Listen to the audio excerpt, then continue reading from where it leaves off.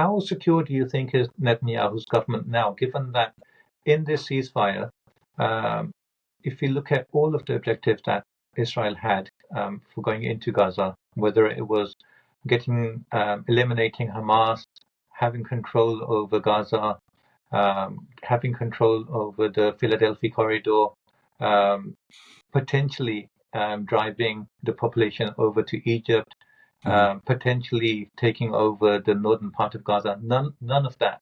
They failed on every single um, point that they had for going into the conflict. And if we all look at, on the other hand, if we look at all the motives of Hamas, it seems like that they achieved everything. They didn't allow Israel to have control over their land. They didn't allow control over the northern part of Gaza, and at least even now, until like a week or two ago, they're still attacking inside Israel from northern Gaza, and that kind of shows a lot. And in terms of their strengths, it seems like in the numbers that they have, their numbers have grown, not reduced, since the war started, and that's kind of natural when you have invading forces from outside attacking, causing destruction and mayhem. The people that are there are going to try and join the resistance, which is what's happened. So how in terms of like his staying power in the government, how strong do you think he is, given Ben Gvir and others who are threatening to leave the government? I think he's probably pretty secure. I think he brought. I mean, Ben Gvir has his party, the Jewish Power Party, only has 6 seats. That alone is not enough to bring down Netanyahu's coalition. He's got 68 seats out of 120, and he actually also brought in a new member to the coalition.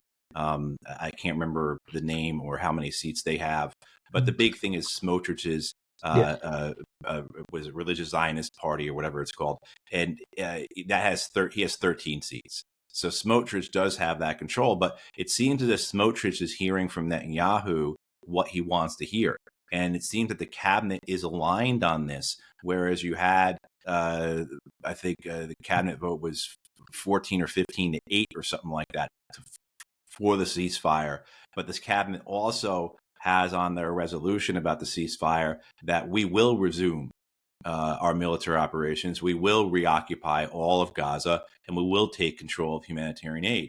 And not in the way I read that was not that there are, if this happens or if that happens, it was we will do this. So again, we're unsure what the Israelis are going to do here, because they can't do both Gaza and the West Bank at the same time. So it's not clear. But I think Netanyahu believes he's in a politically, I don't call it safe space, but stable space. I think polling has been back and forth on this over the last 15 months or so. But you've seen where Benjamin Netanyahu is still the most popular politician in Israel. Now that's he's most popular because he has plurality, 33 or 34%.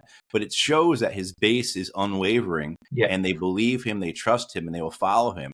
And you could see the way his government is doing damage control right now, where you had those terrific videos, against the backdrop of the genocide, against the backdrop of all that horror. You had on Sunday when the Israeli hostages were turned over by Hamas to the Red Cross or the Red Crescent. You had, throngs of people, many thousands of people turn out to support Hamas and demonstrate their support for Hamas. And you saw Hamas defiant in their uniforms. You see all the video coming out. You see Hamas, again, very clearly in all the video coming out. So not just providing imagery of you didn't defeat us. You may have destroyed us. You may have killed many of us, but you didn't defeat us. And as you said, that they have actually grown in numbers, more likely. And I actually just saw a report the other day that their weaponry, in some regards, has been diminished, but in other regards, has been heightened because the Israelis dropped so many bombs, fired so many missiles and artillery shells, and you're always going to have what's called a dud rate, so a certain amount aren't going to go off.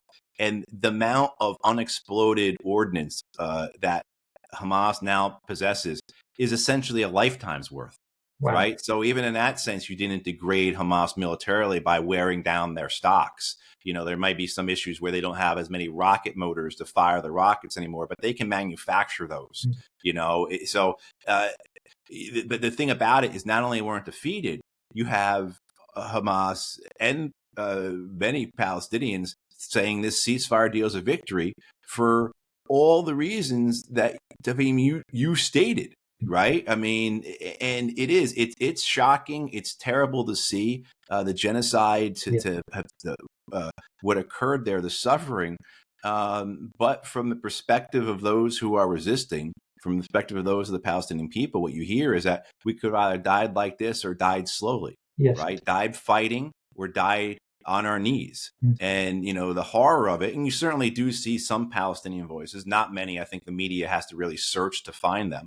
But you do see some Palestinian voices out of Gaza saying, what was this all for? My family's all dead. Everything's destroyed. And you certainly I think many of us identify with that sentiment. Many of us from the outside looking in say, my God, what does it all matter? Look at all the death and destruction. But we are not living as an occupied people. And that's been the history of of mankind. The desire for freedom, the desire for liberation, to endure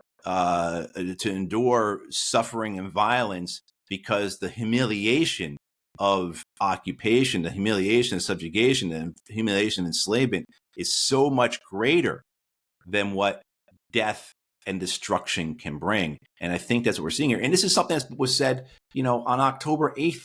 Many, many, many people were saying this. Many Israelis are saying this. There's no victory here. And, that's essentially what you have. I mean, now you have, as you said very well, that Hamas actually achieved many of its objectives, and Israel failed to achieve most of its objectives. They could cite and they say, we killed Ismail Haniyeh, we killed Yahya Sinwar.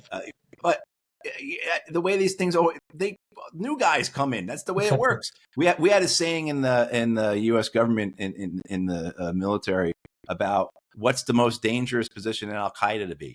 The answer was the number 3 guy, because every month we were killing a number 3 guy, and guess what? They just made another number 3 guy. But I think we also have to understand too that many of the Israelis' purposes in this were, of course, the ethnic cleansing piece and resettlement and fulfillment of all that, getting rid of the Gaza problem so they could focus on the West Bank, those sorts of things. But also, too, much of this was just death and destruction for death and destruction's sake. Yeah. Much of this was just the violence put upon the Palestinian people for the sake of violence, out of decades and decades of hatred and hostility and fear.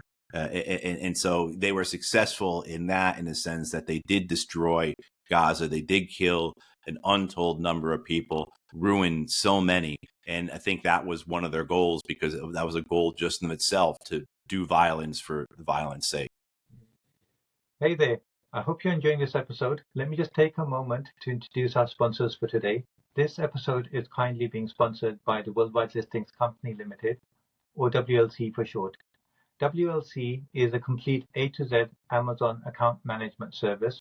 So if you're looking to start an e-commerce business, or you already have a business that you want to take to the next level, then get in touch and WLC will be able to help. Just for transparency purposes, let me also mention that WLC is a company that I personally created and am a director of. So when you get in touch with WLC, you will be speaking with directly myself or my team, and we very much look forward to speaking with you to see how we can serve your needs. Thank you. And with that said, let's get back to the episode.